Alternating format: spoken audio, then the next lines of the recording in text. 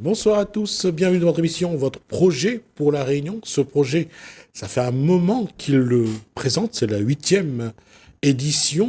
Bonsoir Armand Dauphin Bonsoir. et bonsoir à Savignan Lévesque. Alors donc, responsable du festival de films courts, 8e édition, Oui, tout à fait. et Savignan Lévesque est musicien. Alors, je vais juste vous dire, on va d'abord présenter qui est Armand Dauphin.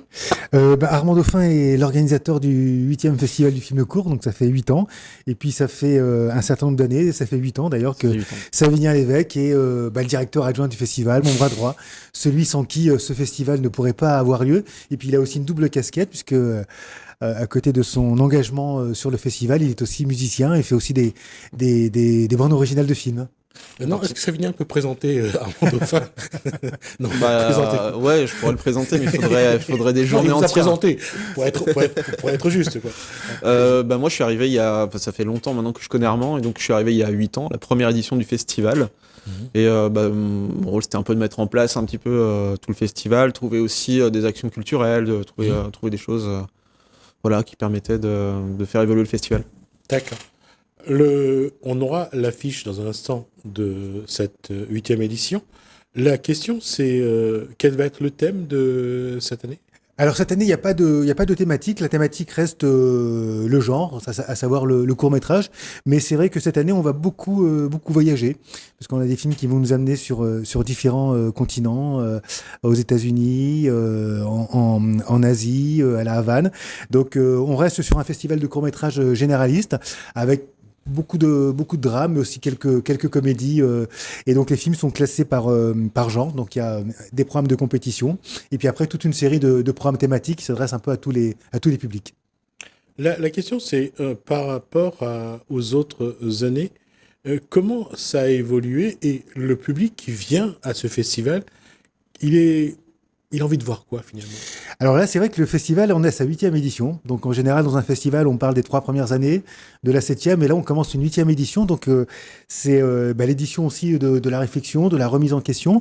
Donc on a aussi un point qui est que les jeunes vont de moins en moins au cinéma, les 15-25 ans. Donc c'est une question auquel on est bien obligé d'être confronté, d'essayer de trouver des solutions.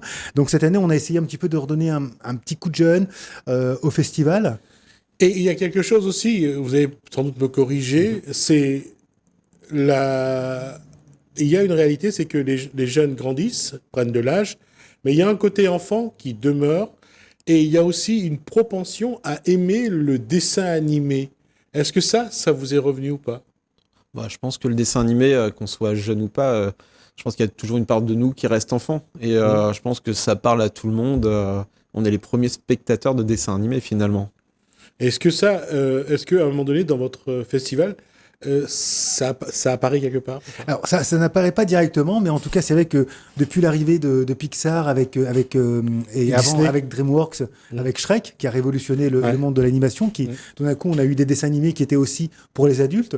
Là je crois que de plus en plus, même dans ce que fait Pixar aujourd'hui, DreamWorks, on a de plus en plus de dessins animés qui au départ on dit mais c'est pour les enfants, et on s'aperçoit qu'ils s'adressent aussi aux adultes. Et puis on a un autre phénomène dans l'animation qui est le manga, qui là touche vraiment un prolongement de la jeunesse au terme d'adolescents et de préadultes. Là, en ce moment, il y a Le Garçon et le Héron qui est au cinéma, justement, le dernier Ghibli, qui s'adresse beaucoup plus aux adultes qu'aux enfants, finalement. Il y a plusieurs étages de lecture et c'est ça qui est intéressant. J'ai entendu parler du phénomène Miraculous au cinéma, qui les enfants sont allés voir, mais les enfants ils étaient avec leur maman ou leur papa, et que ce soit de la musique, que ce soit le dessin animé, ça a intéressé quand même. Je pense que le dessin animé est quelque chose, est un genre qui est fédérateur. Et puis c'est bien aussi d'initier les plus jeunes dès le plus jeune âge aux salles de cinéma. Donc nous, cette année, ce qu'on fait durant le festival. Est-ce que justement, ça la liaison, est-ce que puisque les 15-25 ans vont moins au cinéma, qu'est-ce que vous pouvez faire aujourd'hui pour leur donner envie de revenir justement? Alors déjà là, cette année sur le festival, on fait une séance en plein air, donc elle est en salée, une séance en plein air autour des courts-métrages Pixar. Donc voilà, donc on joue sur une valeur sûre. C'est le moment aussi de créer un lien familial, une sortie en famille, et de se dire que le cinéma, la salle de cinéma en tant que telle, peut recréer justement ce moment magique, événementiel, qu'on ne retrouve pas quand on est assis dans son canapé à regarder la télévision. Après, je pense qu'il faut effectivement, donc on a aussi des séances scolaires, mais on fera des interventions aussi en établissement scolaire. Il faut très très vite qu'on arrive à trouver une solution et à parler aussi le langage des jeunes pour leur dire bon, ben, vous aimez le film sur votre téléphone portable, vous aimez certaines plateformes, mais il y a la salle de cinéma. Et justement, là-dessus, puisque c'est un festival de films courts, est-ce que les jeunes sont plus intéressés à participer à la création, à la réalisation d'un de ces films, par exemple? Bah, moi, je pense que les jeunes, oui, ils sont intéressés par faire, parce qu'il y a une école de cinéma à La Réunion qui s'appelle Lillois, et il y a beaucoup de jeunes qui font des études de cinéma à l'intérieur. Et je pense que aussi le film court, c'est un style que les jeunes connaissent très bien, que ce soit par les clips, par les formats Instagram, TikTok. Finalement, c'est des formats courts. Et donc, je pense que le court-métrage, c'est un format qui peut leur parler. Je pense que c'est notre but, ça va être de les amener deux petits formats qu'ils trouvent sur Internet, que ce soit des youtubeurs ou autres, et puis les amener dans des salles de cinéma. D'accord.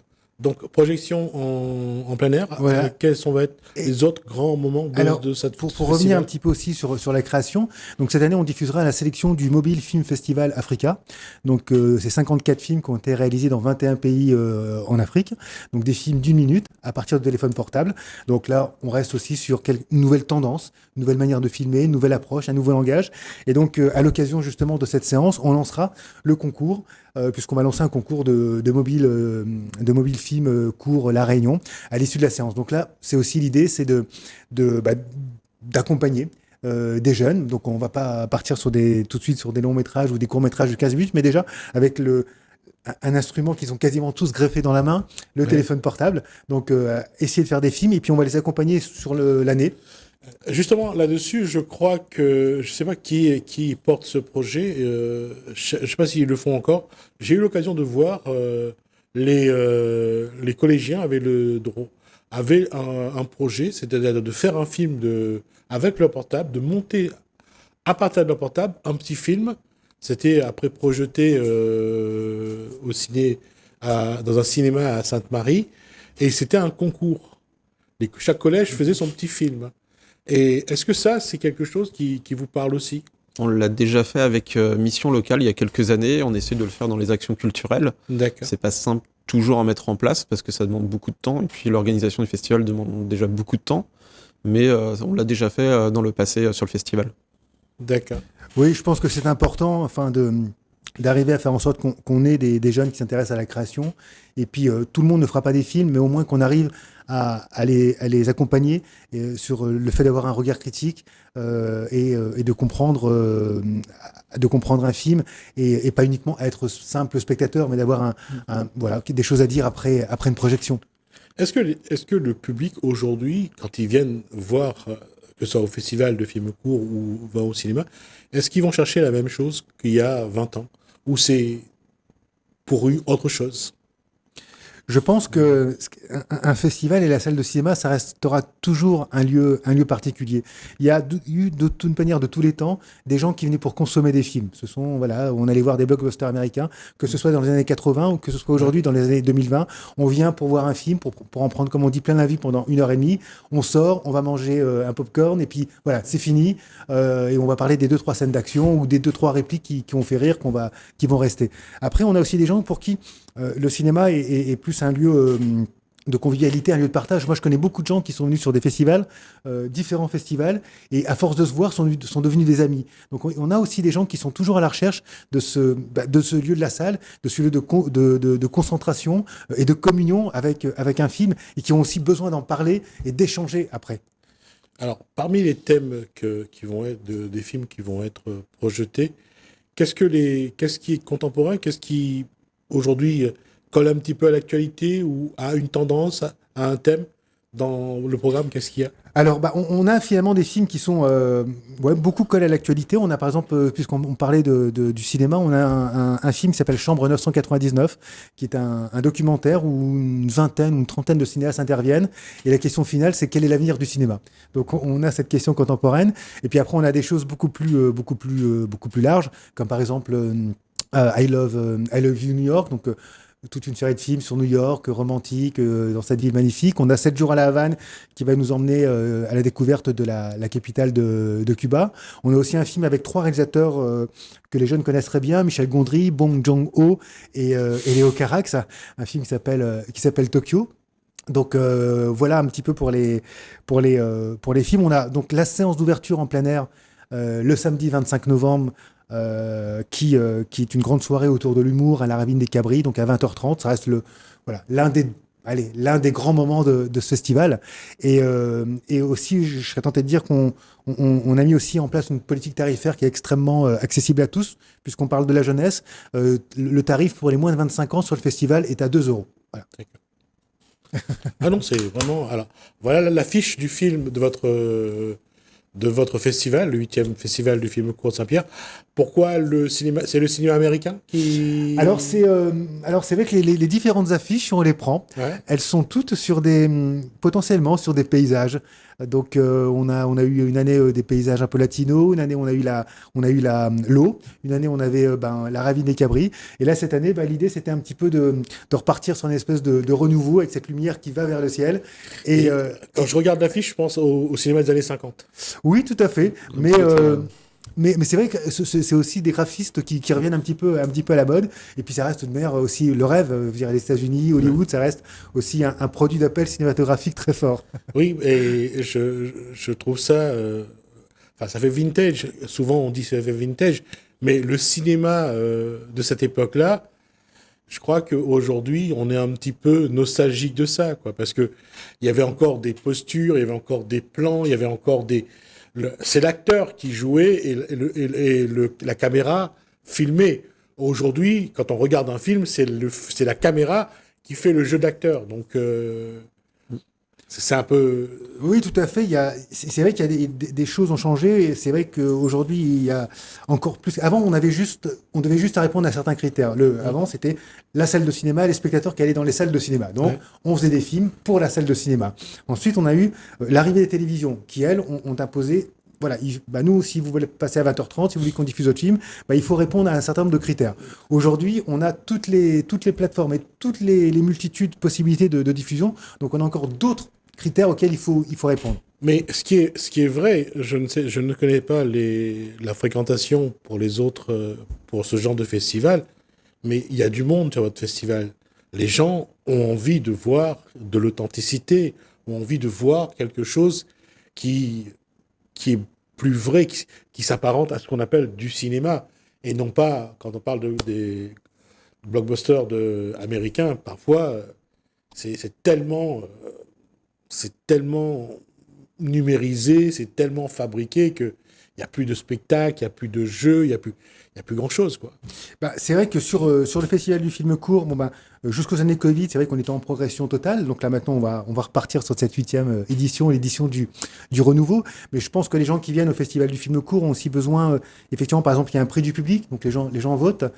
Donc à la suite des séances, on peut aussi avoir des discussions. Moi, j'ai plus aimé tel film, moi, j'ai pas aimé celui-ci. Celui-ci, j'ai adoré. Donc il y a cette envie aussi d'échange et de partage qui peut se faire, parce qu'après la séance, les gens peuvent rester discuter dans le lieu, ce qu'on ne fait pas quand on va dans une salle de cinéma, parce que là, on a vraiment un esprit dit de festival. Et puis le court-métrage, ce qui est bien, c'est aussi un terrain d'expérimentation. C'est souvent le premier film, même si c'est un style à part entière, ça permet quand même pas mal de choses aux réalisateurs. Donc les gens viennent voir un peu de l'inédit, des choses qu'ils ne vont pas voir ailleurs, peut-être qu'ils ne reverront jamais parce que les courts-métrages ne sont pas forcément accessibles. Ça me fait penser un petit peu à la Palme d'Or. On récompensait des films un peu, je veux dire, qui venaient des cinémas finlandais ou nordiques, parce que c'est des films qu'on ne voyait pas souvent, qui ne sont pas souvent à l'affiche. Et est-ce que, justement, aujourd'hui, montrer un film qui vient du Liban, qui vient du Tibet, c'est aussi l'occasion de regarder le cinéma différemment, finalement. Oui, tout à fait. Donc, dans la programmation, on a par exemple, je me souviens plus de toutes les nationalités, mais on a des films qui viennent des États-Unis, mais on a aussi des films qui viennent d'Iran. Oui. Donc, je crois que c'est extrêmement important parce qu'aujourd'hui, avec la multitude d'images qu'on a, mais on est aussi dans une mondialisation. Donc, il faut absolument qu'on arrive à montrer des images qui viennent d'autres pays que les États-Unis ou les grosses comédies françaises. Il en va vraiment de la survie. Et ce cinéma indépendant est vraiment la survie du cinéma et de l'humanité. Sylvain Delors, cette question est pour vous deux. Est-ce qu'aujourd'hui, le cinéma, et surtout des personnes comme vous qui fabriquent ce festival, à la recherche d'un cinéma authentique, finalement, qu'on avait avant dans les années 50 avec le cinéma américain, le cinéma français, mais aujourd'hui, on le retrouve plus dans des films nordiques, on retrouve plus dans des films asiatiques, parce qu'ils sont encore dans des postures, je dirais, plutôt authentiques. Bah, je pense que même en France, on a ce genre de cinéma. Après, ça dépend ce qu'on regarde et comment on va au cinéma. Mais si on prend le cinéma d'art et essai, il y a toujours, je pense, cette politique dans le cinéma. Mais par contre, comme je disais tout à l'heure, je pense que le court-métrage permet quand même des choses qu'on peut peut-être pas se permettre avec une grosse production et que peut-être que les boîtes de prod vont accepter plus de choses, ouais. Si on prend les films courts d'Alfred Hitchcock, par exemple, je veux dire, la caméra était vraiment, ne bougeait pas beaucoup, était posée, ça durait un certain nombre de secondes chaque plan. Plus théâtral. Voilà, c'était ça qui faisait que les gens aimaient, parce que c'était l'occasion de décortiquer, de regarder, de voir, d'analyser le visage, de voir qui. On revient à ça ou pas? Non, je crois pas. Je crois pas parce qu'en fait aujourd'hui on a toute une génération qui de toute manière est sur TikTok, et même un TikTok qui dure 15 secondes, ça peut déjà être très long. Exactement. Donc on est dans un monde où tout va très vite, pour moi trop vite, et on n'a pas le temps. Déjà 5 secondes, c'est déjà beaucoup trop. Alors c'est vrai qu'un long travelling, comme pouvaient le faire certains cinéastes nordiques, ou avant de 3 minutes sur un paysage, aujourd'hui c'est trop long. Donc il va falloir trouver une nouvelle manière pour arriver à faire en sorte que la génération TikTok, Instagram, etc., qui s'ennuie déjà au bout de 30 secondes, comment on arrive à justement l'intéresser de nouveau. Donc je pense qu'il y a un travail à faire tout petit, très jeune. Par exemple, je prends l'exemple de la Belgique. En Belgique, les films sont diffusés, tous les films étrangers sont diffusés en version originale. Donc tout d'un coup, la version originale n'est plus un problème. Donc là déjà, on sensibilise les plus jeunes en se disant, déjà, ici on a la question, c'est en VO, c'est en VO. Là, il n'y a même pas de choix. Dès l'âge de 3 ans, tu regardes tes films en version originale. Donc je pense qu'il y a des actions comme ça qu'on pourrait mettre en place et qui pourraient permettre de faire en sorte qu'on puisse aller vers de la réessai. En version originale sous-titrée, c'était bien parce que le plan ne bougeait pas trop. On pouvait lire et on avait le temps de regarder le plan. Mais quand aujourd'hui, qu'un cinéma où les plans font 4-5 secondes et après on passe à autre chose, il faut lire très vite. Hein. Oui, mais là, souvent dans les films qui font 4-5 secondes, c'est une explosion, c'est du boum, boum, boum. Ouais. Donc on peut lire boum. Et puis je pense que chaque génération crée son cinéma aussi. Et maintenant, il y a des techniques qu'on n'avait pas auparavant. Là, il y a l'IA qui va arriver aussi, qui va être un problème, ou un non-problème. Ça va peut-être permettre de créer. Alors, je vais juste interrompre Savinia. Il parle dans son langage. Intelligence artificielle. Je pense que tout le monde maintenant connaît l'IA, on en parle beaucoup, mais oui, ça va être quelque chose, on ne sait pas comment ça va évoluer. Est-ce que ça va justement tuer le cinéma ou l'aider? Je pense que ça va être un peu des deux, je pense. Mais chaque génération se sert aussi des outils qu'il a à disposition pour créer son cinéma. Donc c'est normal qu'on n'ait plus le même cinéma. Quand je vois actuellement, ils sont en train de ressortir des albums de Michael Jackson. Je ne sais pas si c'est une bonne chose, mais bon, après, s'ils font de l'argent, tant mieux pour eux. Mais c'est ce qu'il faut craindre ou espérer pour les jours à venir. C'est une grande question qu'il y a dans la musique, dans le cinéma, dans l'art en général. Après, je pense qu'il va falloir réglementer. Moi, je vois plutôt ça comme un outil, en fait, quelque chose de nouveau, et on va s'en servir de manière pour créer des choses. Mais je pense que ça va jamais remplacer des artistes qui ont des choses à dire, auront toujours des choses à dire, et ça remplacera jamais l'humain. Moi, je suis pas d'accord avec Monsieur l'évêque. Moi, je crois que le monde a été très vite. peut-être un moment trop vite. Peut-être qu'à un moment, il va falloir un moment se poser et se dire, bon, bah, là, on se calme, ça suffit. Bah, c'est le cas avec Internet. Oui, l'intelligence artificielle, moi, c'est quelque chose qui me fait très peur pour l'avenir. Et aujourd'hui, je ne vois pas ça d'un très bon œil. Au lieu de l'intelligence artificielle, je préférerais plutôt qu'on réapprenne aux gamins à écrire avec un stylo et qui maintenant, ils écrivent 3 minutes, aïe, ça fait mal à la main. Il y a des choses, je pense qu'il faut revenir sans être dans le passé, parce que je pense que le monde évolue, mais je pense qu'il faut faire très attention à ce qu'il n'évolue pas trop vite et que on garde quand même au milieu de tout ça l'humain, l'humanité, les relations. Mais c'est exactement ça. Je pense qu'il va falloir réglementer la chose, mais moi je pense pas que ça remplacera l'humain. Je pense pas parce que. Oui, mais le problème aujourd'hui avec la numérisation à tout va, on voit bien qu'il y a un transfert de savoir vers les machines et non plus vers le cerveau humain. Quand le ministre de l'Éducation se plaint de ce qu'il vient de faire pour vous connaître un peu le niveau des élèves, aujourd'hui, les jeunes n'ont plus les mêmes connaissances que nos générations. Enfin, je ne sais pas si vous êtes oui, bien sûr. de ma génération, mais à l'époque, on avait un livre et on avait intérêt à connaître ce qu'il y avait dedans si on ne voulait pas se ramasser des coups de bois. Donc, je ne disais pas qu'on apprenait le sourire aux lèvres, hein, mais on essayait de rentrer dans la tête quelque chose, quoi. Oui, je pense qu'il est important qu'on revienne quand même. Le monde évolue et c'est bien et c'est normal. Par contre, je pense qu'il faut quand même qu'on essaye de pas aller trop vite et puis dans l'avancement de garder aussi certains points et certaines valeurs. Oui, je pense que de toute façon, il va falloir faire la part des choses. Il va falloir avoir je pense que les enfants d'aujourd'hui grandissent aussi avec des objets numériques qui les aident et qui leur donnent un accès à beaucoup de choses. Qui les aident, oui, mais après, en même temps, qui leur apprend à devenir feignants, à devenir paresseux, à éviter certains problèmes de travail. Et quand on voit à l'école, parfois, les devoirs qu'ils rendent, je peux comprendre que certains professeurs démissionnent et vont essayer de faire autre chose, quoi. Non, mais et puis après, c'est vrai que je pense qu'à tous les niveaux, dans nos niveaux culturels, par rapport au public, hein, parce qu'on s'adresse quand même avant tout pour le public, on fait nos métiers pour le public, je crois qu'il y a effectivement une sensibilisation, je ne sais pas quoi, une concertation, des discussions, des choses à faire passer dès le plus jeune âge, mais dès le plus jeune âge. Que finalement, aujourd'hui, si un gamin à 2 ans, il a déjà son téléphone portable, c'est que peut-être qu'on peut déjà lui dire quelque chose, finalement. Donc, c'est pour ça que je disais que votre festival a sans doute encore a une dimension encore plus grande, parce que vous portez des valeurs, vous portez des choses qui permettent normalement à l'être humain d'apprendre, de comprendre, de grandir. Et ça, le cinéma a beaucoup contribué à ça dans les années 60 à 80. Oui, tout à fait.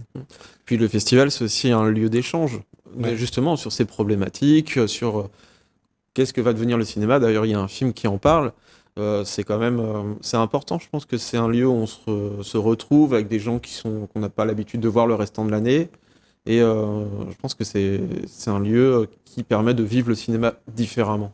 Alors, rendez-vous donc du 25 novembre au 2 décembre, au Moulin Café à la Ravine des Cabris, au cinéma Fongourin à Petite-Île et au Théâtre des Sables à Étang-Salé. D'accord. En tout cas, rendez-vous est pris. Vraiment, quand on dit festival de films courts, c'est que le film est fait d'une manière différente, et il faut aller voir le cinéma film court juste pour voir comment en si peu de temps on peut dire autant de choses. Tout à fait. Merci Armand Dauphin, merci Savinien Levesque, Merci. Merci à vous de nous avoir suivis, merci Hélène, merci François, je vous dis à bientôt.